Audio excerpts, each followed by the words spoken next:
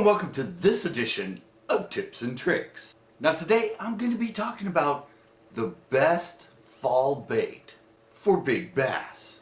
I mean, it's the time of year, everybody's doing fall fishing, best baits for fall fishing, how to fish in the fall. And yeah, I see a lot of people doing the best baits. Usually it's like a rattle trap, a spinner bait, maybe a crankbait, top water. All fun, really fast, sort of active baits. Well, I'm more of a finesse guy, a slow down guy.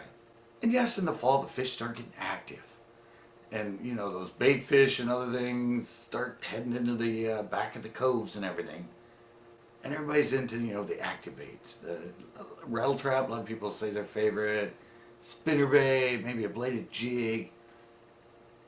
But my favorite bait, and my best bait, and the bait I usually fish in the fall more than any time of the year, is actually a fluke.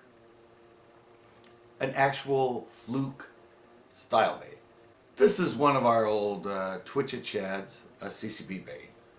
But this is the time of the year that these fluke style baits will really start catching you a lot of fish.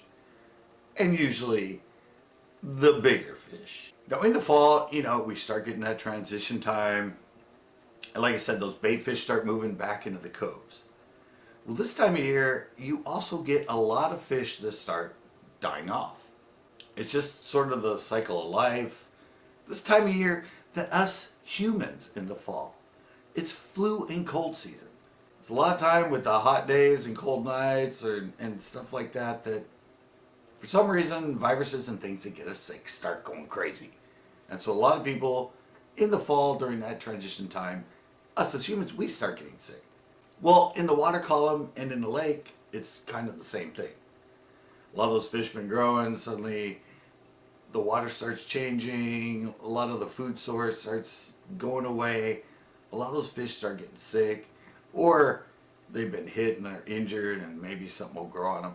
So there's a lot of dying off that starts going on in the fall with all those fish pushing in. And a lot of people, it's like, oh, it's active bait, all that, they're feeding, a lot of they're chasing on top of that.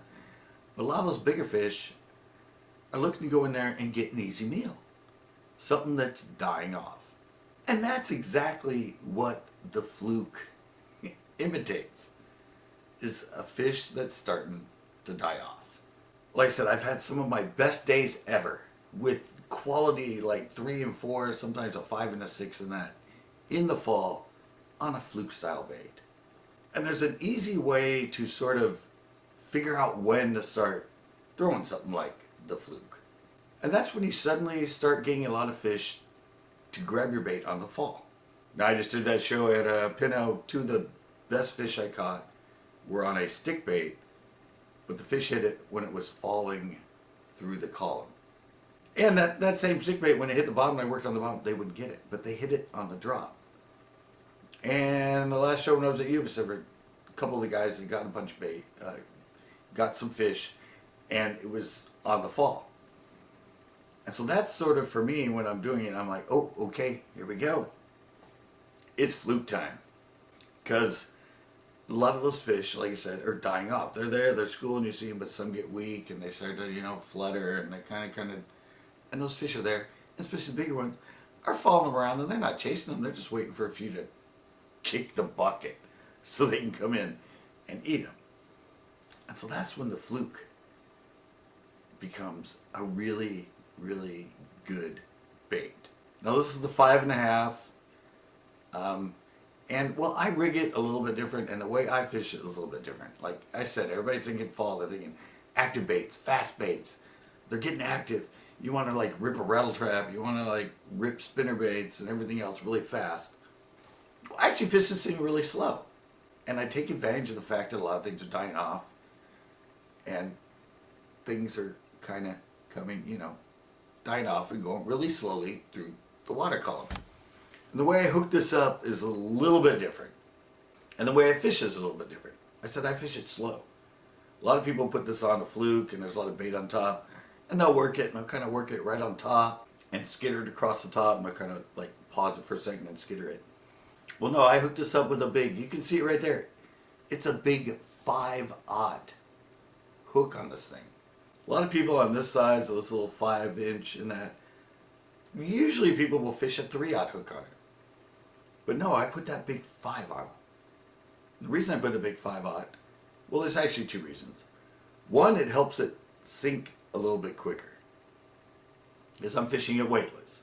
It'll help it sink, and it'll help it sink more parallel. You put a smaller hook on here, or if you put a weight on the front of it with smaller, when it sinks, it's going to go kind of more head down. But you want it to just sort of twitch and just sort of fall horizontal. So having this huge hook, which looks way too big for it, and having it all the way down there, when you twitch this thing and work it, it falls really slow and it falls parallel. Parallel, that's what you want. You want it to twitch, and you want it to just kind of, you don't want the nose down. You want it to sit and float horizontal. And like I said, the big weight, the big hook adds more weight without adding weight. Because a lot of people might want to put some sort of weight in the front with the smaller hook so they can get out, so they can drop it down further. Maybe they can work it faster, work it on the surface even faster. But no, I put that big 5/0 on it. And that way, what I do is I cast it out, I let it drop, I let it get like 2-3 feet down, maybe 4, depending on how deep you are.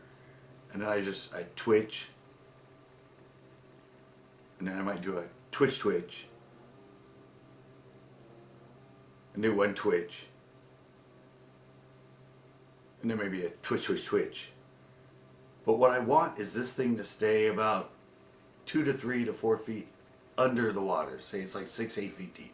I want it to stay down in the column. But I don't add weight in that because I want it to be a slow presentation.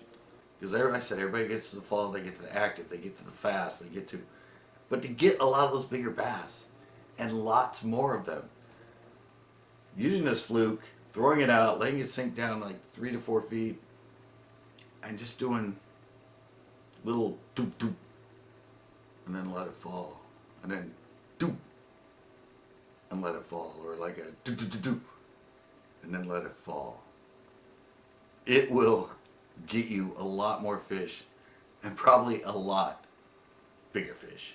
Now we're just getting into that time. I had those fish hit on the drop, so I'm ready for it. So you're gonna see some more of my shows coming around, and I'm gonna be throwing around this fluke a lot more. Because I started to get fish on the drop, just that little stick bait kind of wiggling, and boom, fish, or boom, your line just jumps and goes. And that's the perfect time to start throwing around a little 5" fluke. And try it with a big 5/0 hook in it. Something that looks way too big. And I bet you will find yourself catching a lot of bigger quality bass. Alright, that's going to do it for this little tips and tricks. The best fall bait for big bass. A little 5" fluke with an oversized hook, weightless. I hope this helps. Until next time.